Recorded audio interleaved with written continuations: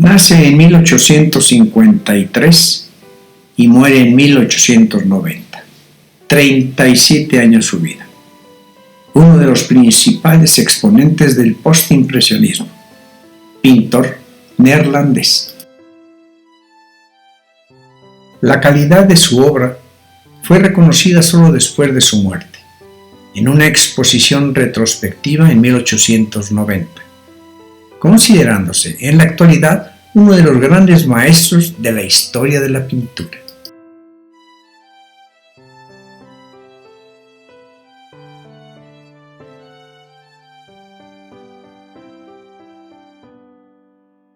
Pintó unos 800 cuadros, entre ellos 43 autorretratos y 148 acuarelas. Realizó más de 1.600 dibujos. En 1885 pintó su primera gran obra, Los comedores de patatas. En este momento su paleta se componía principalmente de tonos sombríos y terrosos.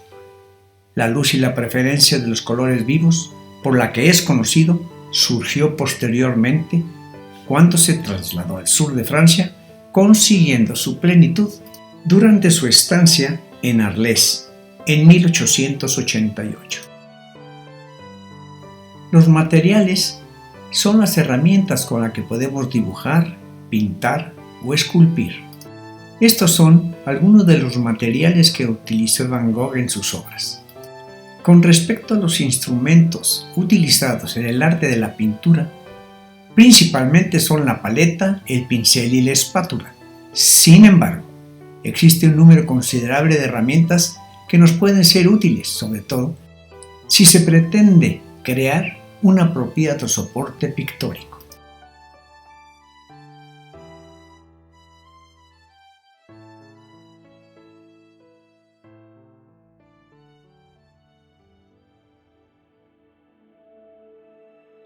Desesperado tras el rechazo de su prima Key, o quizá por compasión, Vincent recogió de la calle a Clasina Maria Hurnik, conocida como Cien, una prostituta alcohólica embarazada y con una hija, con la que vivió durante un año.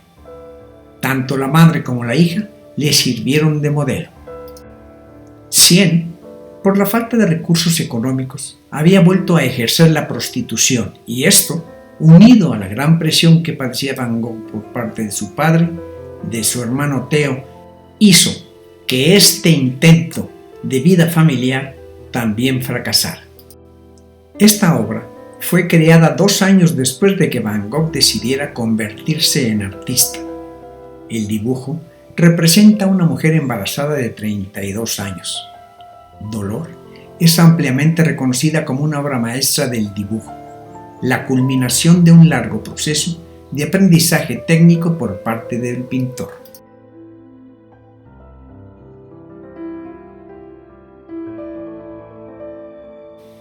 El deseo de perfeccionar el dibujo, su asignatura pendiente según sus propios testimonios, le llevará a la ejecución de una serie de figuras vivas o de modelos en escayola, en el taller de Corbon.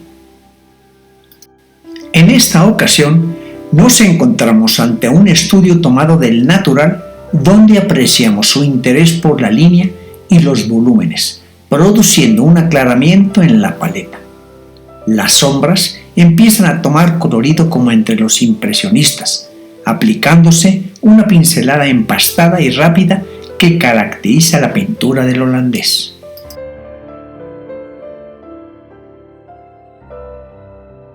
Otra de las modelos fue Agostina Segatori, la cual inició una breve relación en la primavera de 1887 con Vincent. El pintor Émile Bernard escribió en un artículo: "Me parece que Vincent Van Gogh y Agostina Segatori eran muy cariñosos el uno con el otro, e inspiró al pintor, quien hizo 2 retratos de ella y varios desnudos al óleo".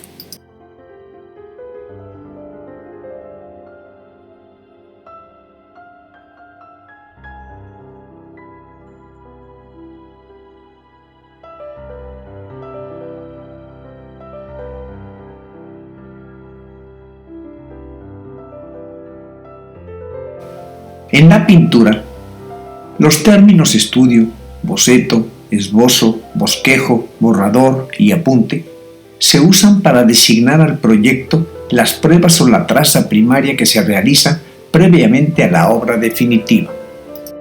En un boceto, los contornos y los detalles no están definidos, sino insinuados de forma esquemática, abocetados, esbozados o bosquejados. Además de los bocetos monocromos, carboncillo, sanguina, sepia, viste y otras tintas, también pueden utilizarse mediante cualquier técnica de pintura, desde los lápices, ceras o tizas, hasta la acuarela, e incluso el temple y el óleo.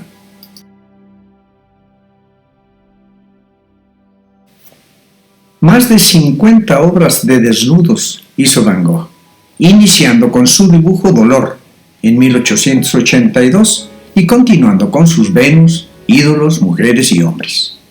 Su último estudio dibujo, Al desnudo, fue una mujer sentada después de Valdés, fechado en 1890.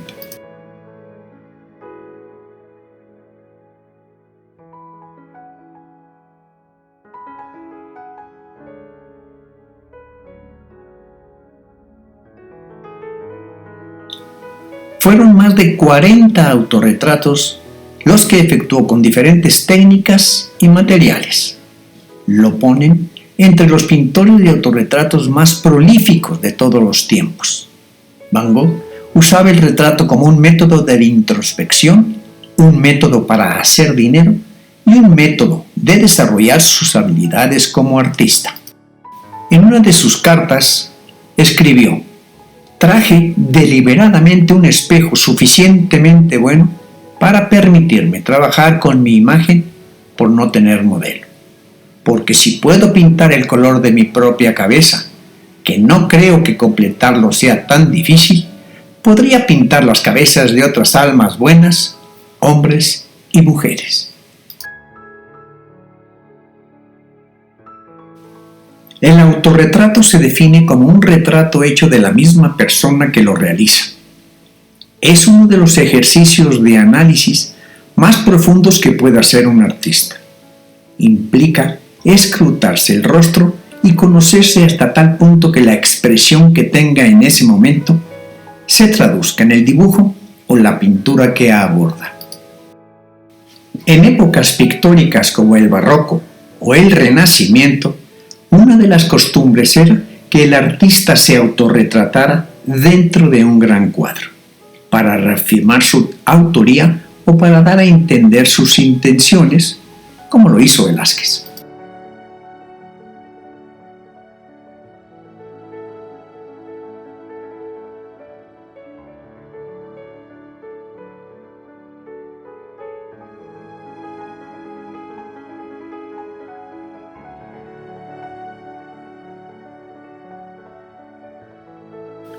Fue evidente en los autorretratos de Vincent, probablemente el artista principal, junto con Rembrandt, también neerlandés, entre los que hicieron de su propia imagen en un tema recurrente de su pintura. En el momento de la hospitalización y en el asilo psiquiátrico, Van Gogh pintó numerosos autorretratos de considerable impacto psicológico. En el autorretrato con Pipa, el pintor se mostró con la oreja izquierda cortada, en un gesto de autolesión, con un sistema cromático dominado por el contraste tridente entre colores complementarios.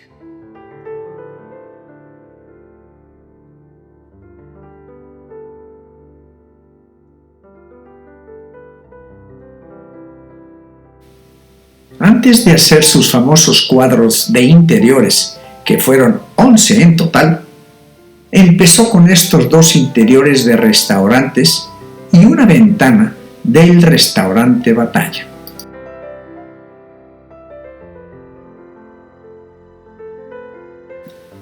Fueron 3 los cuadros de la habitación de Arles. El primero en 1888 y los otros 2 en 1889. También en este mismo año pintó la ventana de su estudio en el asilo.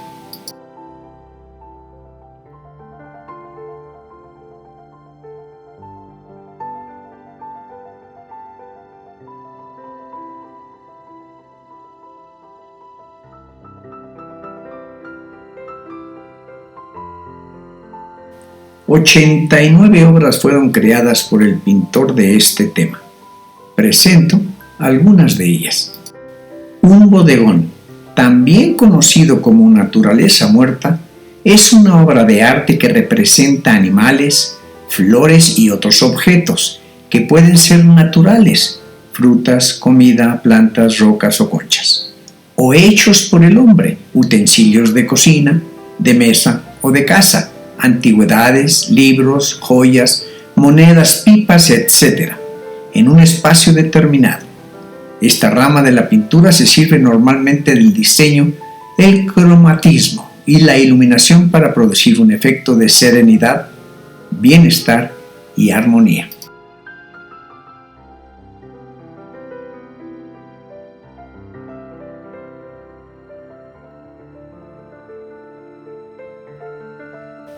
En Saint-Remy volvió a tener la necesidad de copiar a pintores que admiraba, por lo que pidió a su hermano Theo que le enviase láminas de reproducción. Volvió a copiar algunas de sus pinturas favoritas, las de Millet, su autor favorito. De esta forma exploró temas religiosos, como la Piedad de Delacroix, donde pintó a Cristo con el cabello y la barba de color rojo. También en la Resurrección de Lázaro, de Rembrandt, que también pintó a Lázaro de cabello y barba color rojo. Los grandes artistas copian, los genios roban. La atribución de esta frase a Picasso es cuestionable, pero su contenido no lo es. Parece un recordatorio de un hecho que hoy tendemos a olvidar. Nada surge de la nada. Todo tiene un punto de partida y las ideas no iban a ser menos. Los artistas se influyen, inspiran, copian, versionan y se obsesionan los unos con los otros, enriqueciendo y entrelazando sus producciones.